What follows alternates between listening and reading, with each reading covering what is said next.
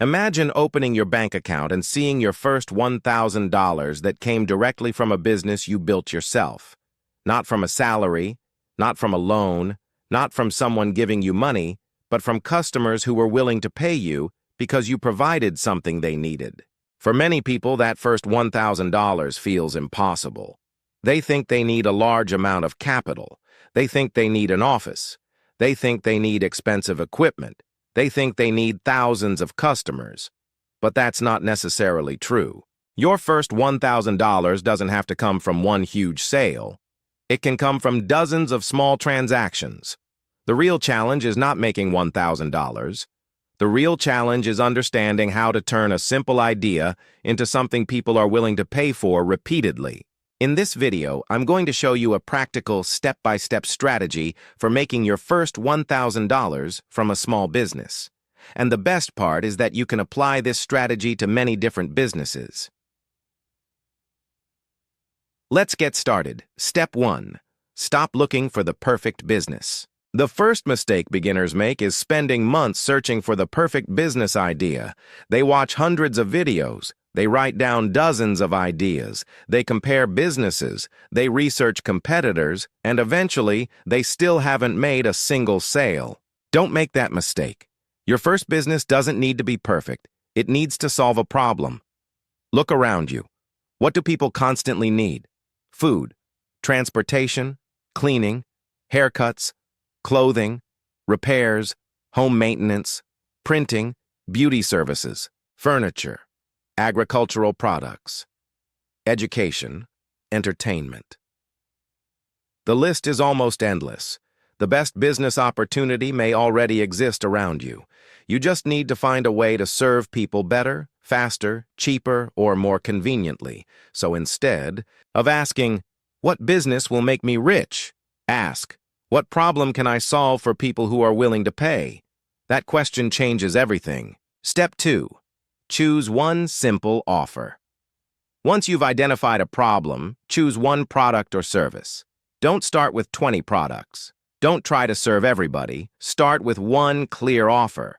For example, imagine you decide to start a food business. Instead of selling everything from burgers to cakes to pizza to drinks, start with one product people already want. Maybe it's lunch meals. Maybe it's baked goods. Maybe it's snacks. Or perhaps you decide to offer a service. Maybe you wash cars. Maybe you cut hair. Maybe you clean houses. Maybe you repair phones. Maybe you alter clothing. The simpler your offer is, the easier it becomes to understand your business. You want customers to hear what you offer and immediately understand why they should buy it. Step 3. Work backward from $1,000. Now we're going to do something very important. Instead of simply saying, "I want to make $1,000. Break the goal down. Let's say you sell a product for $20. You need 50 sales to generate $1,000 in revenue. That's 50 customers. Now imagine your product costs you $10 to produce or purchase. You make $10 before other business expenses. 50 sales would generate $500 in gross profit. This is why you need to understand the difference between revenue and profit. Revenue is the money coming into the business. Profit is what's left after your costs. If you sell $1,000 worth of products but spend $900 producing and delivering them, you haven't made $1,000. You've made $100 before other expenses. So don't chase revenue blindly. Understand your numbers. Step 4. Find your first 10 customers. This is where the business becomes real. Your first goal shouldn't be $1,000. Your first goal should be 10 customers. Why? Because 10 customers prove that somebody is willing to pay. Start with people around you, friends, family, neighbors, co-workers, local businesses, people in your community. But don't simply tell everyone, "Please support my business." Instead, explain the value. Tell them what you're offering. Tell them who it's for. Tell them what problem it solves. And most importantly, ask for the sale. You might hear no. That's normal. Your first customer may say no. Your second customer may say no. Your fifth customer may say no. Don't take rejection personally. Business is a numbers game. The more qualified people you approach, the more opportunities you create. Your first 10 customers are not just buyers. They're feedback, they're proof, and they can become your first source of referrals. Step 5. Make your first customers extremely happy. Here's a secret that many beginners ignore. Your first customers are incredibly valuable. Don't think of them as one-time transactions. Think of them as the beginning of your customer base. If you sell food, make it taste good. If you cut hair, make the haircut excellent. If you repair something, do the job properly. If you sell a product, make sure the product matches what you promised. Be on time.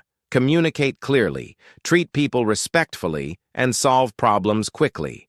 Why? Because satisfied customers can come back, and they can bring other customers with them. Imagine you have 10 customers. 5 of them become regular customers. Each regular customer refers one more person. Now your 10 customers have potentially become 15, then 20, then 30. That's how a small business grows. Step 6. Reinvest your first profits. This is one of the most important lessons. When you make your first profit, don't immediately spend it on things that have nothing to do with the business. Your first profits should help the business become stronger. If you make money selling food, buy more ingredients. If you're cutting hair, improve your equipment. If you're selling products, increase your inventory. If you're providing a service, invest in tools that improve your work. If your packaging looks cheap, improve your packaging. If your customers are asking for another product, consider adding it. Your first profits should create more capacity.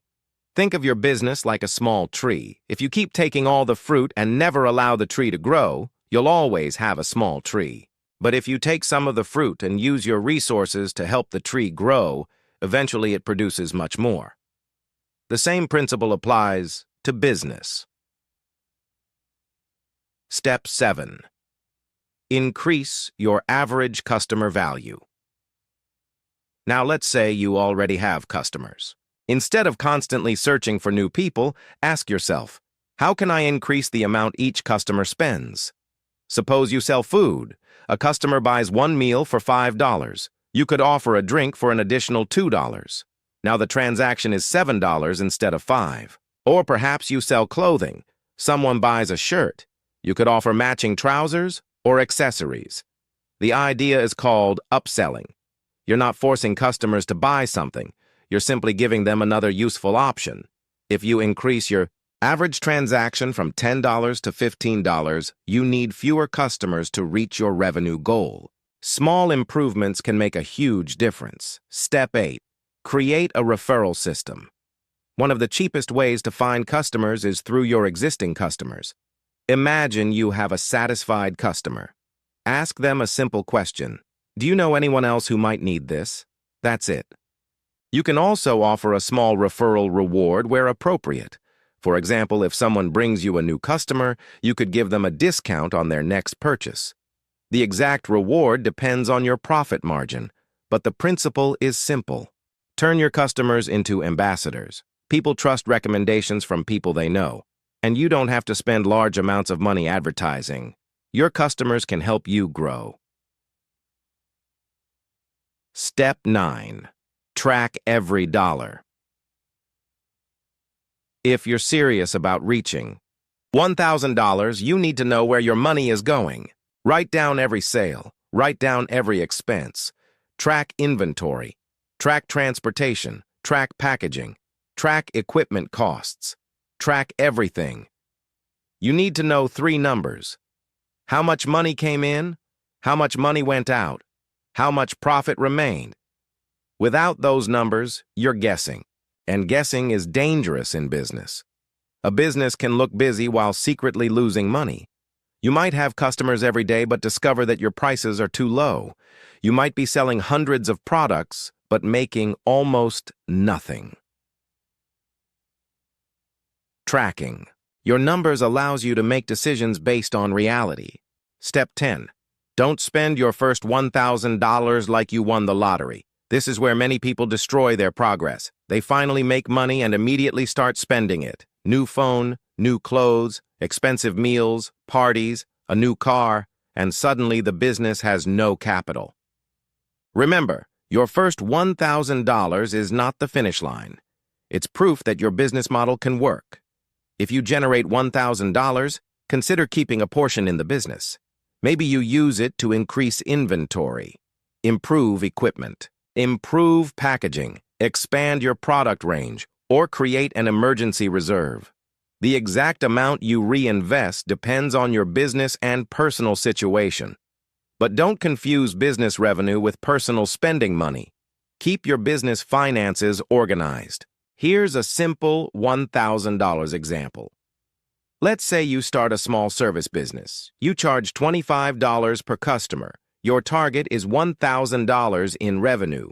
You need 40 customers. That means 1 customer per day for 40 days, or 2 customers per day for 20 days. Suddenly, $1,000 doesn't seem impossible. It's just a target broken into smaller pieces. Now imagine you improve your service and increase your price to $30. You now need approximately 34 customers to reach about $1,000 in revenue. This is why pricing matters. This is why customer value matters. And this is why business owners need to understand their numbers. What if you don't have much money to start? This is where you need to become creative.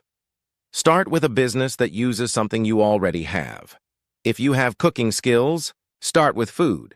If you have tools, offer repairs. If you have a sewing machine, offer alterations. If you know how to cut hair, start barbering. If you have a vehicle, depending on local laws and economics, consider transportation or delivery services. If you have land, consider agriculture. If you have a skill, turn the skill into a service. The goal isn't to spend money just because you have money. The goal is to use the resources available to you to create value. The biggest secret to making your first $1,000. Here's the biggest lesson. Don't focus on making $1,000. Focus on making 1 customer happy. Then another. Then another. 1 customer becomes 5. 5 becomes 10. 10 becomes 20. 20 becomes 50. And eventually, the numbers begin to add up. Your first $1,000 isn't created by magic. It's created by solving enough problems for enough people at a profitable price. That's what business really is. Your 30-day challenge. For the next 30 days, do this. Choose 1 business idea. Choose 1 product or service. Calculate your costs. Set a realistic price. Find your first 10 customers. Deliver excellent service. Ask for referrals. Track every transaction and reinvest part of your profits. Don't spend 30 days planning.